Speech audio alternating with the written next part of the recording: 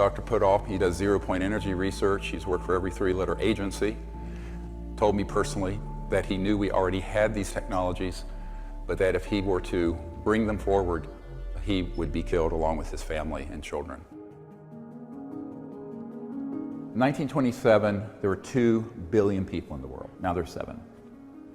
So of those 2 billion people, there were very few people living with cars and electricity in their homes and et cetera and so on.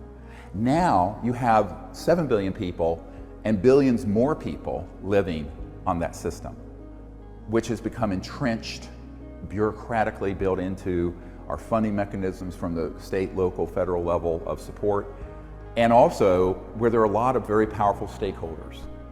And so from a rational point of view, you'd say, well, these technologies would get us off of oil, gas, nuclear power, no more Fukushimas. But from the point of view of people who are looking at the national security equation from a macroeconomic stability point of view, this is their worst nightmare. 99.9% of the people on planet Earth would benefit from this. There is a it's not the 1%, it's the 0.0000001% who would not benefit from this because they are the ones sitting atop the petrodollar system, the macroeconomic order, and particularly the fact that it is run, and everything we're using is run on a metered linear energy source, even solar and wind. If you begin to talk about the phenomena of new energy, free energy, anti-gravity, UFOs, you're stepping into an area that is the most sensitive compartmented intelligence in the history of the United States. First, I want to give you sort of the big picture. And the big picture is that we haven't needed fossil fuels since about 100 years ago. This building was built in 1913. Certainly by then, Tesla, Faraday, Maxwell, particularly the Maxwell-Quaternion equations that were chopped off and changed, as you may well know, some of you who are engineers, has resulted in us having an energy sector that requires us to burn something or heat something up to create steam to get us electricity or to run our cars. However, 100 years of really advanced physics, which weren't that well understood 100 years ago in terms of very high voltage systems at certain resonant high hertz, they call it, cycles per second, would result in this excess power. And it was observed by Faraday, and it was observed by Tesla, and it was observed by many others, and said, where is this coming from?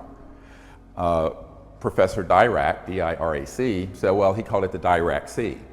And of course, Tesla called it the ocean of infinite energy.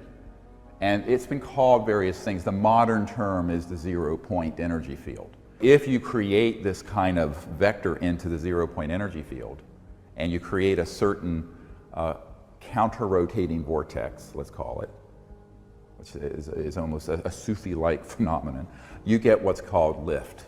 And you get a phenomenon that's known as electromagnetogravitics.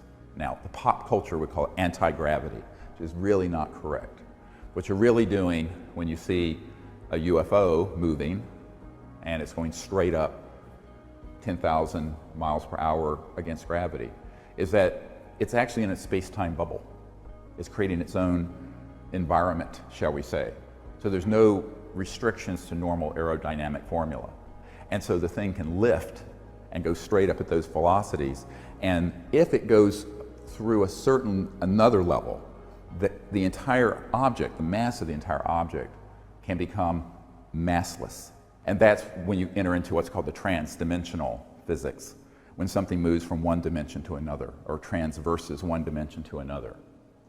By definition, all interstellar vehicles are trans-dimensional.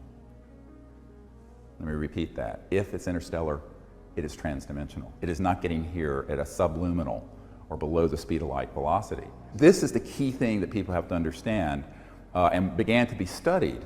Now, in the early days, let's go back to the time of Tesla, they were observing with usually DC power systems, direct current, as opposed to alternating current, which we use in our homes, which Nikola Tesla invented or came up with. That would have this effect where a certain amount of energy would go into a system, more would come out.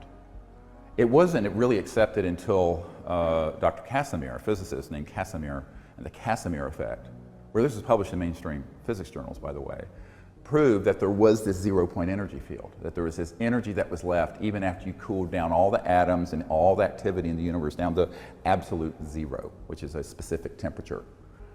And there's still this energy there.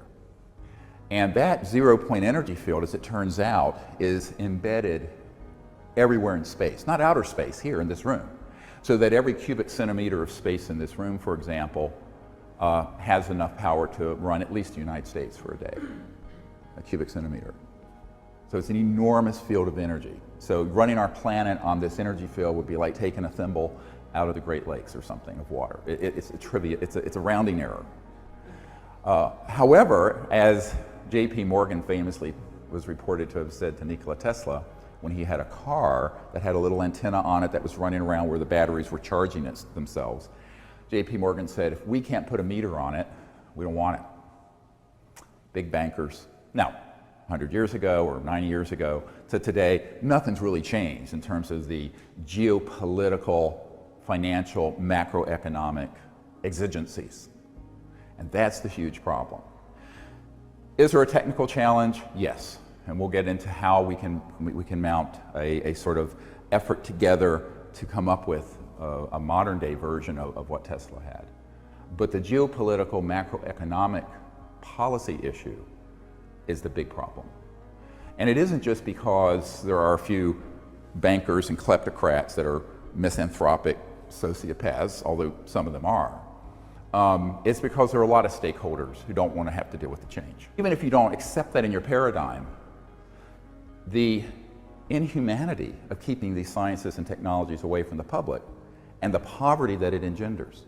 Because I was talking to an industrialist from India, and he was telling me it would take trillions of dollars to properly electrify the subcontinent so that people have the energy they need using today's conventional systems, even solar, even wind, even coal. And you know, we're facing a situation now that every year or two there's 1,000 new coal-fired burning power plants being put online in India, China, and elsewhere, mostly without any scrubbers. So in the Pacific Northwest and other places, you have a huge amount of the pollution that's in the West Coast is coming from Asia because there's no scrubbers in those coal. And you look at the air in Beijing and Shanghai and other cities, it's not breathable. Then you go to the oceans, where you have the Fukushima reactor releasing all this radioactive material, and huge parts of the oceans, because there's all the CO2 going into the oceans, are beginning to die because of the acidity and alkaline levels being upset. So there are all these big macro geophysical effects while we're trying to maintain the current macroeconomic order. Big problem, huge mistake. But who's going to fix it? This is really the crux of the problem. And many people have asked me, given the folks I've met with over the years, why doesn't someone do that? But see, everyone says that. My wife and I this week were just up in New York meeting with the head of a foundation. And the question came up frequently with people there, all of whom were incredibly wealthy. Well, why doesn't Bill Gates do it? Or why doesn't the president? It's always, why doesn't someone else? Of course, if you go to the president, he'll say, no way, Jose. And if you go to billionaire X and billionaire Y and billionaire Z, many of whom I've met with, they'll go, you know, one of them once said to me, we all want to be first to be second. Great expression. You hear it a lot in business. When it's a very controversial science, no one wants to be the first to stick their neck out. So this becomes then a leadership issue, which is what I've tried to provide some clarity to in my own humble way, being not a significantly wealthy or powerful person at all, but knowing what I know, try to share it with the public and try to create a momentum towards disclosure, not only of the fact that we're not alone in the universe, but that the secret behind these UFO propulsion systems and energy systems would give us an entirely new planet. Beautiful. But there are stakeholders who are very, very powerful who aren't happy about that.